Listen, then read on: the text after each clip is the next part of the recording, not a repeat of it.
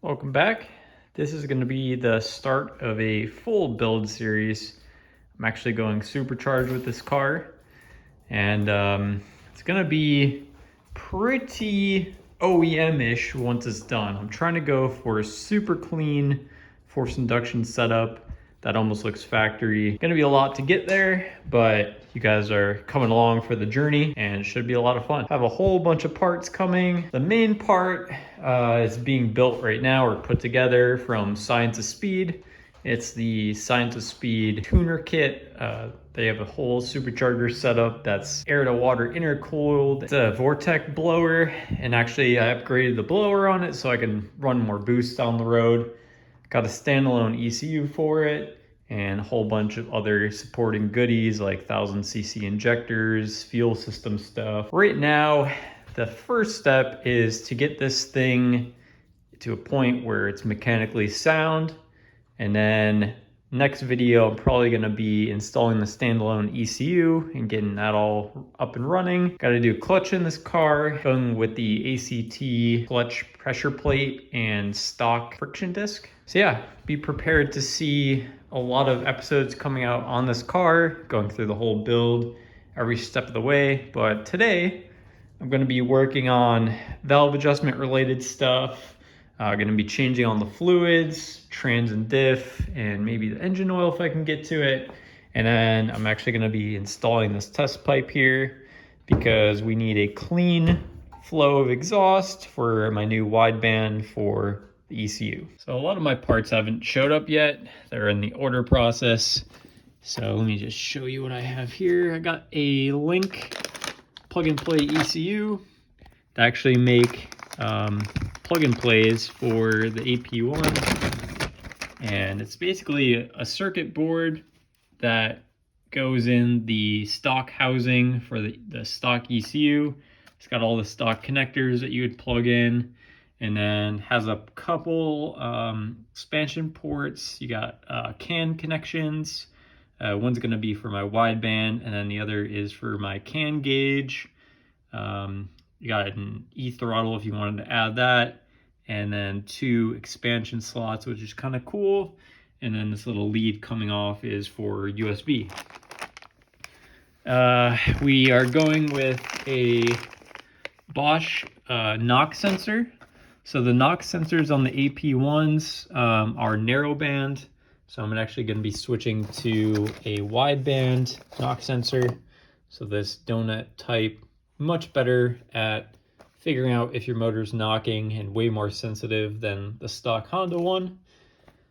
And then we've got a X series wideband. This is specifically for CAN bus ECUs. So this isn't going to send like a 5-volt signal to tell you wideband reading. This actually sends CAN messages across the CAN message bus, and it talks to the ECU and tells it air fuel ratio. So that's all that stuff. We have a couple of Deutsch connectors for the NOx sensor, so I can switch back and forth between the factory one if I want, just plugging it in. So yeah, stuff's pretty exciting. I am waiting for a plug that goes from this CAN port on the ECU to this plug here on the wideband. So can't install that just yet, so figured I'd get some maintenance stuff out of the way and then finally install this. We're gonna run this NA at first, tune it, see how it does, and then install the whole fuel system, make sure it all works with that. And then once I go boosted, should be an easy switch over. I'm gonna show you guys the installation for all that stuff in a coming video, but like I said, I'm waiting on some parts for this, so it won't be ready just yet. Yeah, so if you guys are pretty familiar with the S2000 tuning platform, there's really only a couple ECU and tuning options out there, especially for AP1s. There's the AM Infinity. You can go with the K Pro, but then you have to switch to all the RSX sensors and chew up your wiring harness and make a whole bunch of changes there. So that's not really that efficient. And then finally, Link ECU came out with a plug and play for these, which is super nice. I'm definitely a fan of Link. I've never actually tuned with them before, but been doing a lot of research, and I have the HP Academy lessons on how to tune those things, so getting more familiar with it. And actually, AE Race, they make wiring harness type stuff. They actually reached out, and they're going to be doing a free 2-hour session setting this ECU up for me, which is good since I'm not super familiar with it, so be able to get that going pretty fast. And then another quick update with the Vortex Bumper. It's been holding up pretty good. I haven't been driving with it a ton yet, but I wanted to add some protection to the bottom of this. So I ended up getting a template from 9 Lives Racing, and it's just a paper template. And then I ended up getting a big sheet of aluminum composite, and my dad and I traced out the stencil onto this and made a splitter out of it, which is really cool. I did some modifications. The end of the splitter came off about 5, almost 6 inches. It was very aggressive. So I do want to run this car on the street still.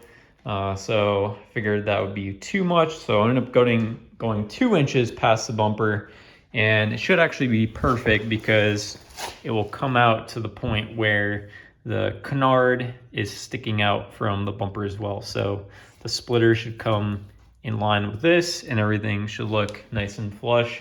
And then these splitters won't look as aggressive by sticking out way past the bumper either. It'll kind of hide it a little bit. I do want to get some Dev Sport side skirts. I'll probably be doing that next, or make my own out of some more of that material. We'll see. And then maybe something rear diffuser related eventually, but yeah, really like the way this car looks right now. And probably not a ton of additional aero changes, although they do make these pretty cool vents that come down, and it's almost like a teardrop shape. So it starts up here. I forgot the company that makes it, but I want to just add a nice little vent that comes down on the side.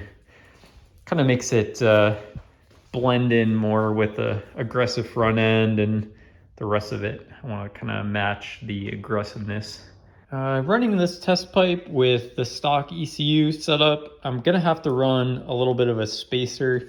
Apparently you can use a spark plug defouler and space out the O2 sensor a little bit so you don't get codes for inefficient cat, since I'm not running a cat, and you can get by on an AP1 by doing that and not throw a check engine light. So I do want to run this for a little bit before I start throwing the standalone stuff on. So just want to kind of incrementally make changes to this car, and piece by piece, and kind of see, you know, the changes that it makes over time, rather than just installing everything at once and kind of getting overwhelmed with it. So I was draining the diff fluid. That is all just from cleaning off the magnetic drain plug on the diff. It's all like clutch pack material and metal shavings from the diff. So yeah, change your diff fluid, people. All right, we got the cat out, and then the new test pipe is in. It's looking pretty good. I think this was the NVIDIA one.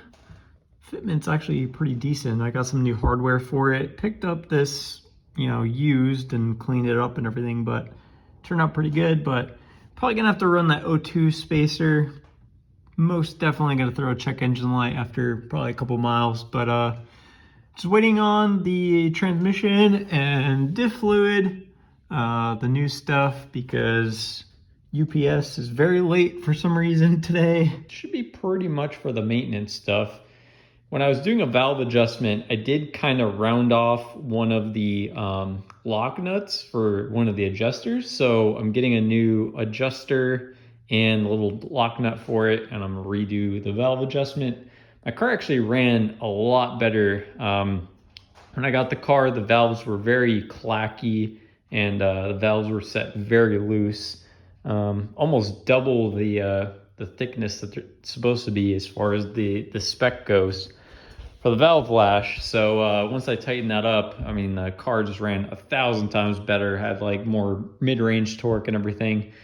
Curious what the test pipe is gonna do as far as sound and maybe gaining a little bit of mid-range power. All right, UPS guy finally came with my fluids. We got some genuine Honda transmission fluid, and then this is for the diff, 7590, so it should work.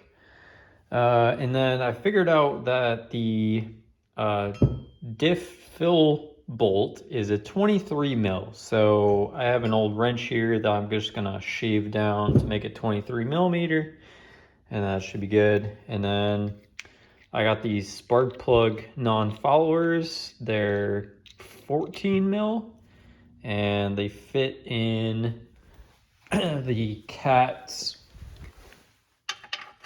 So right here, they would fit right in here where the O2 sensor goes, and then space out the rear O2 sensor, and that would screw into there. And then you won't get a cat code on these. I just need to drill it out a little bit more, but yeah, this should work. And if I still get a code, came with 2 of them, and I'll probably stack these together. You can screw them in and then space out the O2 even more, but we'll see what happens there. And then when you're filling fluids, make sure you pick one of these up. This actually screws right into the bottle, and they have 2 different threads for different size bottles. So you just screw this right into the top, and then you can pump your transmission or diff fluid right in. So pretty handy. I think, yeah, PT makes this. This was a part from either O'Reilly's or AutoZone. But yeah, makes it a lot easier to fill your fluids. Yeah, so quick update on Emily's motor in her M3. The block is going to the machine shop for a quick hone. And then the majority of the problem with her valves not sealing, I think, was her overall compression, loss of compression issue. So her valve seals were bad, and it was pouring oil into the cylinders and onto the valves, and the valves weren't seating properly. We took all the valves out and tried to clean them up, but yeah, they're looking a lot better now. We're gonna have to lap all these valves and get them seated again, and then hopefully it seals. But yeah, these were very gunked up with carbon deposits and stuff, and when that valve closes, it doesn't seat properly, and then you get loss of compression in that cylinder. So make sure if you have bad valve seals in your car that you change those out. If you're smoking on D-cell and stuff, get those changed out, because it'll turn into a huge mess down the road. I think that's gonna do it for today's video. Make sure you subscribe, because there's a lot coming with the Supercharger setup. Should be making like 400 to the wheels once I'm all said and done, but it's going to be quite the journey to get there, because again, I'm trying to go and do as clean a setup as possible, make it look almost OEM, because people seem to enjoy these cars for being basically stock and how good they were in stock form. So I don't want to kind of ruin that aesthetic of it and build anything too wild here. So just trying to add a little bit more power and have it still reliable like factory. So we'll see if we can get there. But thanks for watching, and see you guys on the next one.